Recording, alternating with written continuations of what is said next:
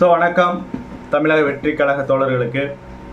So இந்த காணொலி எதை பற்றி பேச போகிறோம் அப்படின்னா, ஸோ உங்களுக்கு எல்லாருக்குமே தெரியும், தளபதி அவர்கள் அரசியல் வந்து கிட்டத்தட்ட இதோட 2-3 மாதம் ஆக போகிறது. பிப்ரவரியில் நம்ம தமிழக வெற்றி கழகம் அப்படிங்கிற ஒரு அரசியல் கட்சி தொடங்கினார்.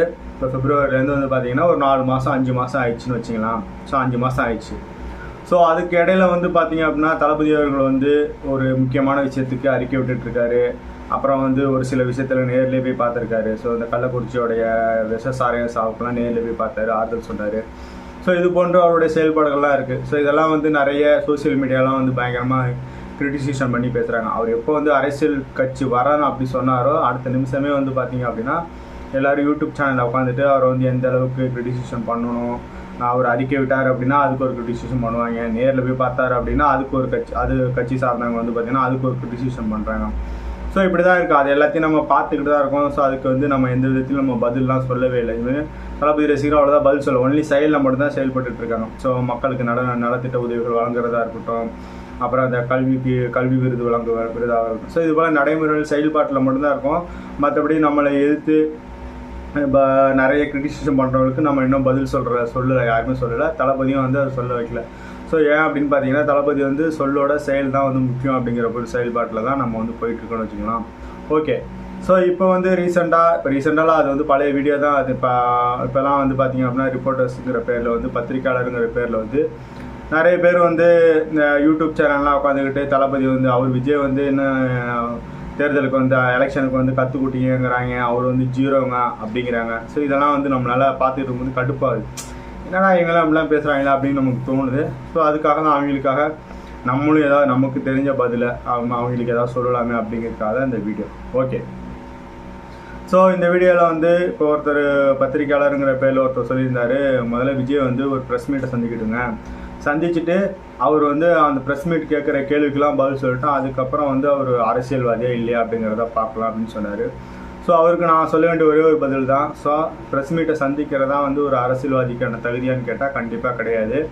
ஸோ மக்களை சந்திக்கணும், மக்களுடைய கஷ்டங்களில் பங்கெடுக்கணும். இதுதான் ஒரு அரசியல் தலைவனுக்கு போதுமான ஒரு தகுதி நான் நினைக்கிறேன். ஸோ அந்த தகுதி தளபதிக்கு நல்லாவே இருக்குது.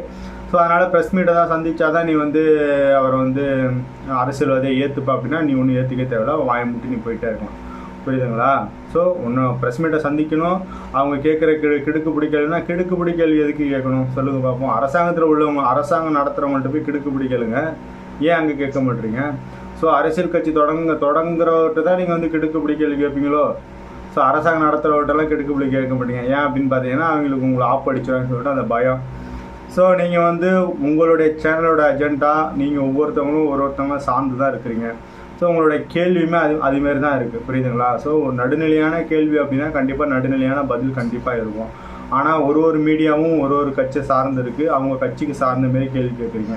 ஸோ அப்படி தான் நம்ம எல்லா ப்ரெஸ் மீட்டையும் பார்க்குறோம், எல்லா நியூஸும் பார்க்குறோம். ஒரு நியூஸ்லையும் ஒரு மாதிரியாக ஒரு செய்தியை சொல்கிறாங்க. ஒரே செய்தியை பார்த்தீங்க அப்படின்னா ஒரு சேனல்லையும் ஒரு மாதிரியை சொல்கிறாங்க. ஸோ இதுதான் இந்த அளவுக்கு தான் போயிட்டுருக்கு நம்ம தமிழக மீடியா. ஸோ அப்படி இருக்கும்போது என்னமோ பத்திரிக்கையாளரை சந்தித்தாதான் ஒரு அரசியல்வாதிங்கிற தகுதி அப்படின்னு நீங்கள் கொடுக்கணும்னு அவசியமே கிடையாது.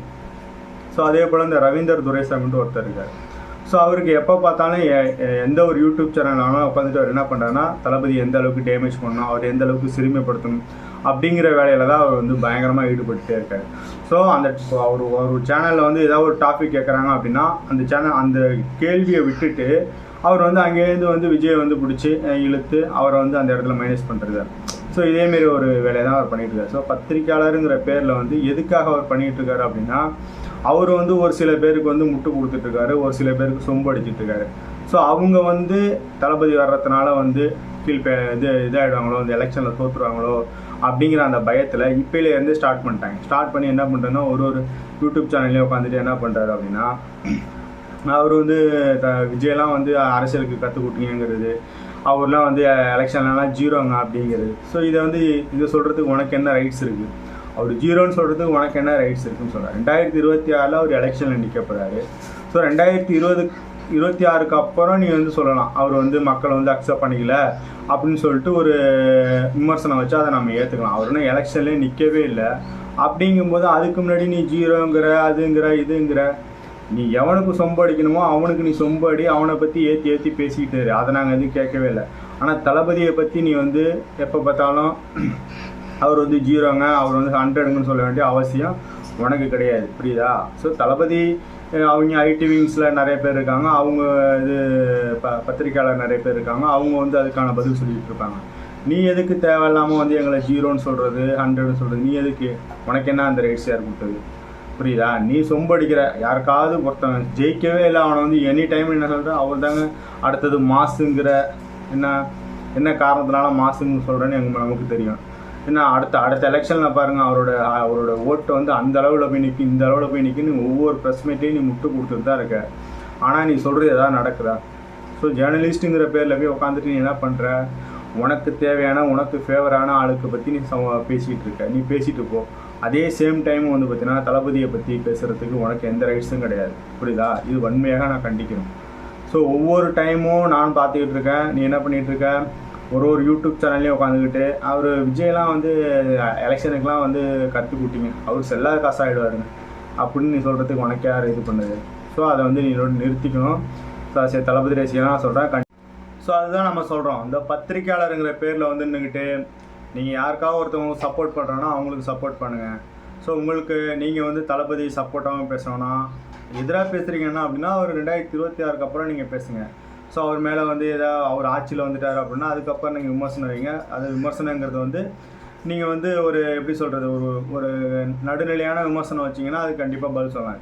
எதுக்குமே சம்மந்தம் இல்லாமல் உட்காந்துக்கிட்டு அவர் வந்து எலெக்ஷனுக்கு வர்றதுக்கு முன்னாடி 0ங்கிறது இதுங்கிறதெல்லாம் வந்து தேவையில்லாத விஷயம். ஸோ அதெல்லாம் இதோட நிறுத்திங்க அப்படிங்கிறது தான் இந்த காணொலியில் நம்ம சொல்கிறோம். நன்றி.